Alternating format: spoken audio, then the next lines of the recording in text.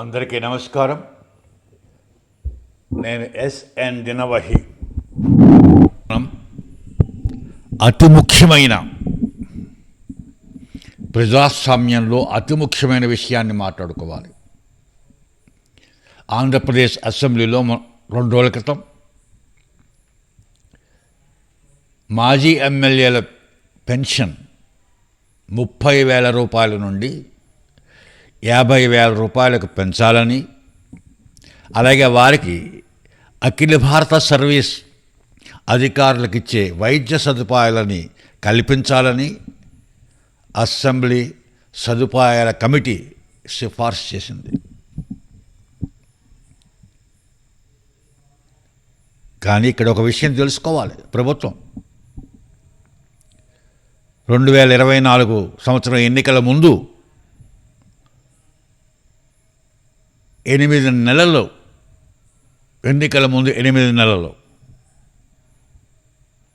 ఎవరికి పింఛన్లు రాయలేదు. కొత్త పింఛన్లు అటు వృద్ధులకు కానీ వితంతువులకు కానీ ఎవరికి కూడా పింఛన్లు రాయలేదు.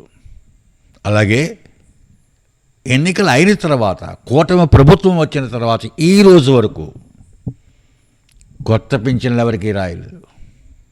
అంటే దరిదాపు సుమారు సంవత్సరన్నర పైనుండి ఎవరికి పింఛన్లు లేవు. వృద్ధులు, వితంతువులు, రైతు కూలీలు ఎంత బాధపడుతున్నారు.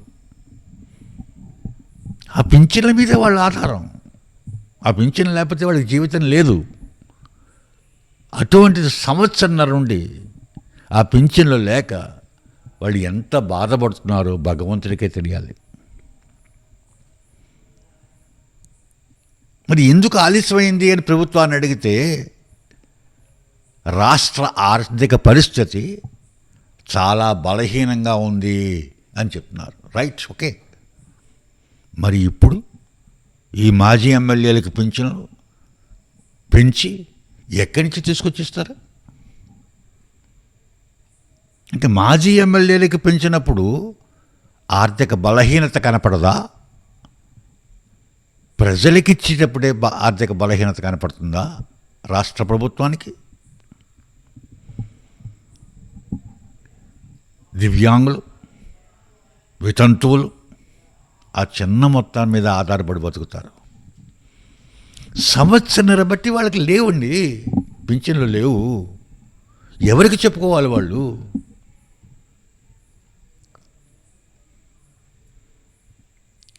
ఎవరికి చెప్పుకుంటే ఎవరు సహాయపడతారు వాళ్ళకి?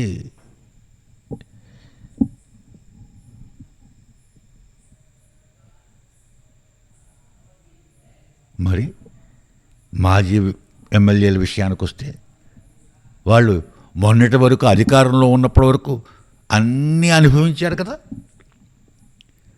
గవర్నమెంట్ ఇచ్చే జీతాలు అనుభవించారు, అలవెన్స్ అనుభవించారు, అన్ని సౌకర్యాలు, ప్రివిలేజెస్ అన్నీ అనుభవించిన వారే కదా అనంతరం.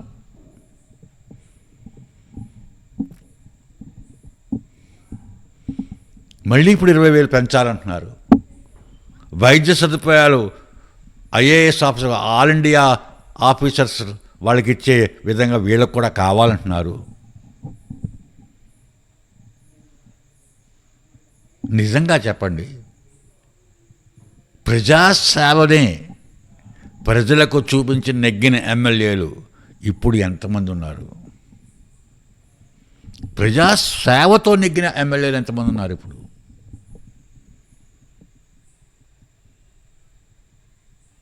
ఈ మాజీ ఎమ్మెల్యేలు కానీ, ప్రస్తుత ఎమ్మెల్యేలు కానీ, టంగుటూరు ప్రకాశం పంతులు గారు లాంటి వాళ్ళు లేరు కదా. వావిలాల గోపాలకృష్ణయ్య గారు లాంటి వాళ్ళు లేరు కదా.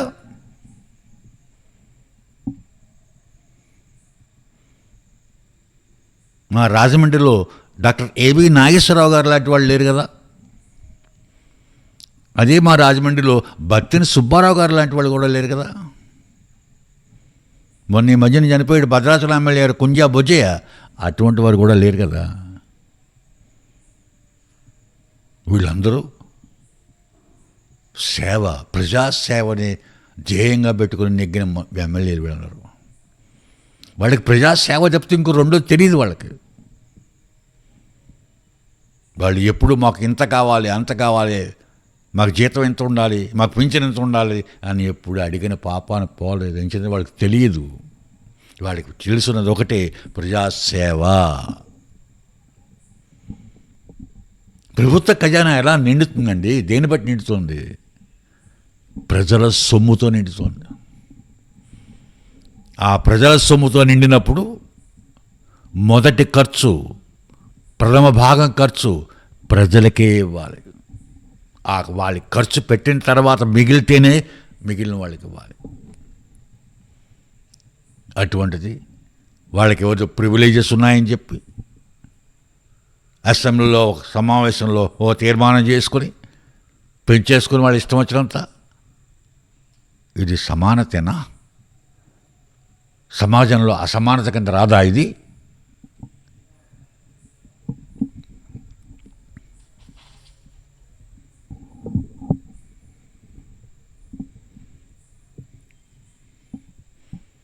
అసెంబ్లీ లక్ష్యం ఏంటి అసలు? ఇటువంటి బిల్లులు చేయడానిక? ఇటువంటి తీర్మానాలు చేయడానిక? ప్రజల సమస్యను తీర్చేటట్లుగా చట్టాలు చేయాలి ప్రజలు, అసెంబ్లీ. అది దాని లక్ష్యం. దానికన్నా ముందు ప్రజాప్రతినిధుల యొక్క సౌకర్యాల గురించి, క్యాంటీన్లో అన్నం బాగోలేదని ఎమ్మెల్సీలు గొడవ పెట్టారు నిన్న. వాళ్ళ క్యాంటీన్లో అన్నం బాగోలేదుట. అంచే సభలో దాని గురించి చర్చ. మరి ప్రజల అన్నం సరిగ్గా తినట్లేదు కొంతమంది. మరి వాళ్ళ గురించి చర్చ ఎందుకు చేయవు? ప్రోటోకాల్ గురించి చర్చ. ఎమ్మెల్యేకు ప్రోటోకాల్, ఎమ్మెల్సీకి ప్రోటోకాల్, ఎంపీకి ప్రోటోకాల్, మంత్రికి ప్రోటోకాల్, సీఎంకి ప్రోటోకాల్. అంటే ప్రజలకే లేని ఏ ప్రోటోకాల్ లేదు. అక్కడ సర్పంచ్ కూడా ప్రోటోకాల్ ఉంది. అది ఏ ప్రోటోకాల్ లేని వాళ్ళు ఎవరు? ప్రజలు, సామాన్య ప్రజలు. వాళ్ళకి ఏ ప్రోటోకాల్ లేదు. ఎవరు వచ్చినా నమస్తే పెట్టాలి వాళ్ళు. వాళ్ళకి ఏ ప్రోటోకాల్ లేదు. యజమానులు వాళ్ళు. రాజ్యాంగం ప్రకారం ప్రజాస్వామ్యంలో ప్రజలే యజమానులు, కానీ ప్రోటోకాల్ లేదు. సేవకులు, ఎంపీ సేవకుడు, మంత్రి సేవకుడు, ముఖ్యమంత్రి సేవకుడు, ఎమ్మెల్యే సేవకుడు, ఎమ్మెల్యే సేవకుడు, ఎమ్మెల్సీ సేవకుడు, సర్పంచ్ సేవకుడు, వీళ్ళందరూ సేవకులే, కానీ వాళ్ళకి ప్రోటోకాల్ ఉంది. చూడండి ఎంత గొప్పతనం. మాకు ప్రోటోకాల్ లేదని చెప్పి ఎమ్మెల్సీ శాసన మండలిలో గొడవ. ఏంటిది? ఏంటి? ప్రజానాయకులు కోట్లాది రూపాయలు ఖర్చు పెట్టి ఎలక్షన్లో నెగ్గి వాళ్ళ స్వార్థాలు వాళ్ళు చూసుకుంటూ, ఎవరో ఉన్నారు ఓ 10 మంది, 10%, 15% మహానుభావులు ఈ రోజు కూడా.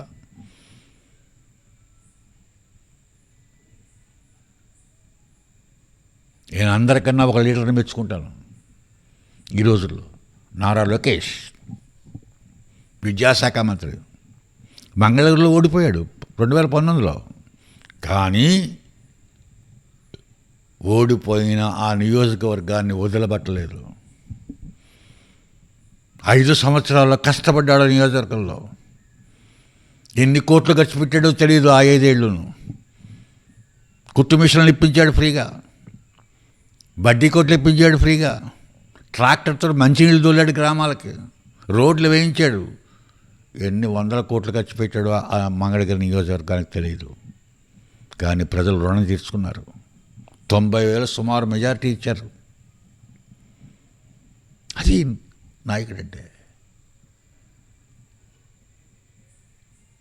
ప్రజల గురించి కష్టపడాలి, ప్రజలకు సౌకర్యం కలగజేయాలి. ఎవరు చేశారు చెప్పండి నాకు?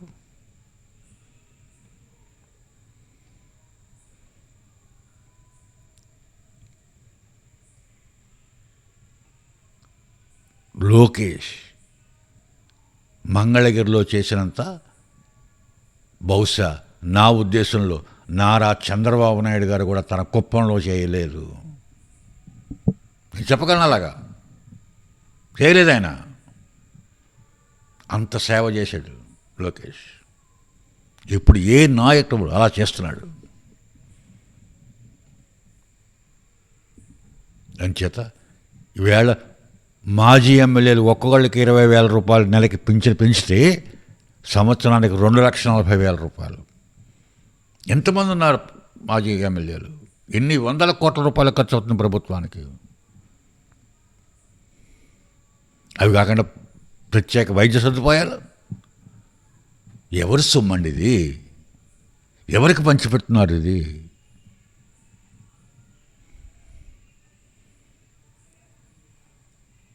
ఒక ముసలి వ్యక్తికి, వృద్ధుడికి 4,000 రూపాయలు పింఛన్ ఇవ్వడానికి ఎంతమందిని బతిమాలాలండి? కలెక్టర్ని, వీళ్ళని బతిమాలితే కానీ 4 నెలలకు, 5 నెలలకు, 6 నెలలకు వాళ్ళకి పింఛన్ రాదు. అటువంటిది మీరు ఒకే వన్ పెన్ స్ట్రోక్ అయిపోయింది.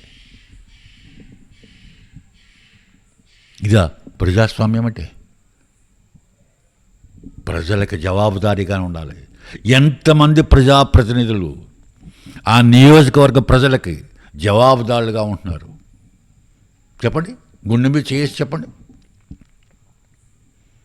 ఎలక్షన్ల ముందు బతిమాలుతారు, ఎలక్షన్ తర్వాత దొరకరు. మేము వాళ్ళని కలవాలంటే అపాయింట్మెంట్ తీసుకోవాలి.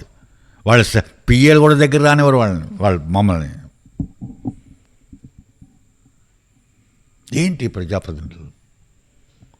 ఎవరికి వాళ్ళు ప్రజాప్రతినిధులు? ఎవరికి ప్రజాప్రతినిధులు కాదు వాళ్ళు. 100కి 10-15 మంది ఉన్నారు నిజమైన ప్రజాప్రతినిధులు. మిగిలిన వాళ్ళందరూ కూడా వాళ్ళేం ప్రతినిధులు. వాళ్ళ సామ్రాజ్యాన్ని పెంపొందించుకోవడానికే ప్రతినిధులు. వాళ్ళ స్వార్థాలను పెంచుకోవడానికే ప్రతినిధులు. ఆర్థికంగా బాగుపడడానికే వాళ్ళు అసెంబ్లీకి వస్తున్నారు కానీ ప్రజల్ని బాగు చేయడానికి కాదు, ప్రజలకి సౌకర్యాలు కలగజేయడానికి అంతకన్నా కాదు. అటువంటి వారు పింఛన్లు పెంచి ఇవ్వాలా? ఉన్నారు అలా విశ్రాంతి ఎమ్మెల్యేలు కూడా కొంతమంది ఉన్నారు, మంచి వాళ్ళు ఉన్నారు, లేరు అంటలేదు, అందరూ అటువంటి వాళ్ళు అంటలేరు. కానీ ఎంతమంది? ఒక 5, 6, 10 మంది ఉంటారంతే.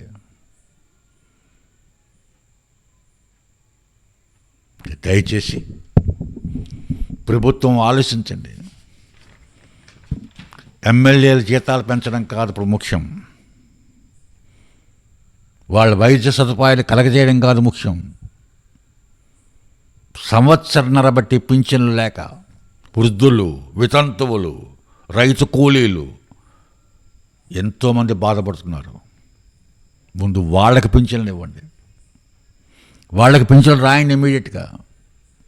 అలాగే వికలాంగులు కొంతమంది 10 సంవత్సరాలు బట్టి, 15 సంవత్సరాలు బట్టి బెడ్ మీదే ఉన్నవాళ్ళు ఉన్నారు. ముఖ్యంగా మా గ్రామం సీతానగరం మండలం తూర్పుగోదావరి జిల్లా ఉండేశ్వరపురం గ్రామంలో 6 ఉన్నారు. మేము పీజీఆర్ఎస్లో కంప్లైంట్ చేసాం. నిన్నగాక మొన్న శుక్రవారం నాడు సాయంత్రం, అంటే శనివారం నాడు తెల్లవారుజామున ఆ 6 ఒక మనిషి చనిపోయింది. ఎవరు బాధ్యత వహిస్తారు దీనికి? 15,000 రూపాయలు పింఛన్ రావాలని పీజీఆర్ఎస్లో కంప్లైంట్ చేశాను, నేనే కంప్లైంట్ చేశాను. ఈ 6 15,000 రూపాయలు పింఛన్ ఇవ్వాలని చెప్పి. ఇంతవరకు 6 నెలలు అయింది, చర్యలు లేవు. ఎప్పటి నుంచో చెప్తున్నాను, దాంట్లో 2-3 చనిపోయేటట్టున్నారయ్యా అని ఆ అధికారులందరికీ. శనివారం నాడు తెల్లారుజామున ఒక మనిషి చనిపోయింది దాంట్లో. ఎవరు బాధ్యత వహిస్తారు దీనికి?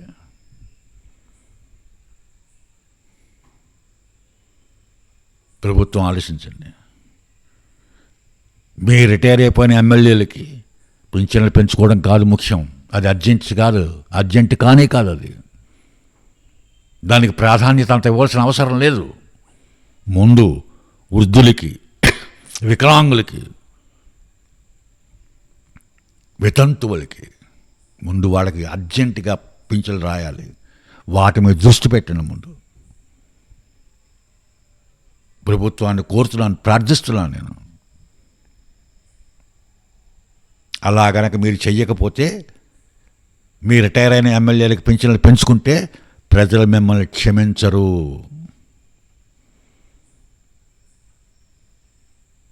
దయచేసి గుర్తుపెట్టుకోండి. ఇది హెచ్చరిక కాదు, మీకు జాగ్రత్తలు చెప్తున్నాను నేను. పరిపాలన పద్ధతి ఇది కాదు. పరిపాలన పద్ధతి వేరేగా ఉంటుంది. ప్రజల సౌఖ్యమే ప్రాధాన్యత ఇవ్వాలి, అదే పరిపాలన.